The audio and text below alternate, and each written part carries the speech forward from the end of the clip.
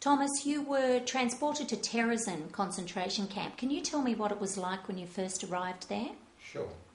Well, when we left Auschwitz, we ended up arriving in Terezin in about 2 days' time, because the adjutant on our train tried to get us into various camps, and it was Terezin that accepted us. So when we arrived, the doors were pulled wide open, and we were marched along the platform, and at the end of the platform there were a couple of officers, and the main guy had a stick in his hand, and you had to go into single file, and as you went past him, he either waved you to the left or to the right. The people to the left were sent away to other camps. Mainly they were the old people or crippled people. But it was strange because a lot of older people and children were also allowed to stay. So he just mustn't have liked some of them, and he sent them to the left and to the right. Luckily, my mother and I were sent to the right. And after we arrived there, we were sent actually to the old jail, which was a ghetto area that was made for Maria Theresa's soldiers, and the jail area we were sent to was for people that were undesirable. I don't know why my mother and I were undesirable, we were sent to the jail. And in this jail area there was a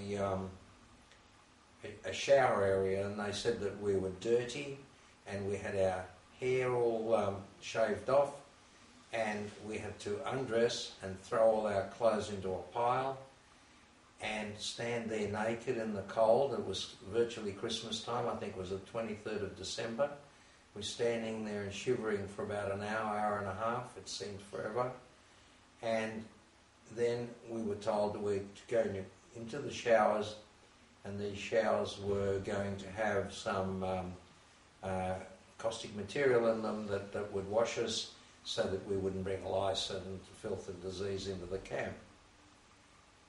So what happened was, there were 3 of these rooms, and we were sent into one of them, and we all arrived inside the room.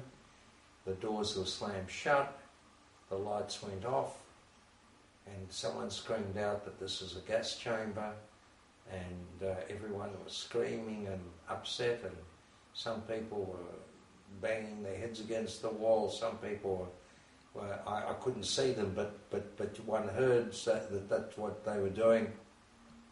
Mothers were cuddling their children, and it was a horrendous sight that I'll never forget. And within a few minutes, the lights came on, and everyone was so surprised. The lights came on, and the water started to come out of the shower heads rather than gas, that all the ladies started to sing Czech folk songs. It was a very, very touching moment. So we washed ourselves, and we thought, well, we'll live again for another day. And we came out of the showers, and we weren't allowed to pick up our own clothes. We had to pick up whatever you could pick up. And they'd washed them, they hosed them down, and they smelt very, very caustic, like as if they put some creosote or something over them to kill the germs, and they were completely wet, and it was freezing cold. We had to put wet clothes on. I got an old man's pair of trousers and an old shirt and a very badly worn jumper, and I had some lovely clothes that I saw later on in the camp that some other boy was wearing. So after we got our clothes on, and they were completely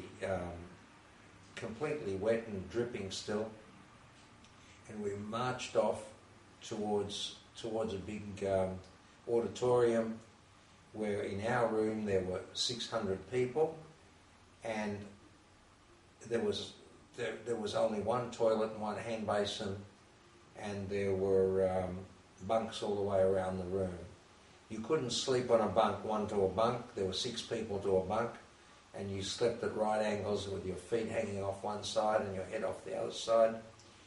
And the adjutant came in and said that we're going to feed you, and we thought, wow, we're going to get food, and it was soup, and it was in a cauldron, and you got a scoop of soup, and if they scooped from the top, it was just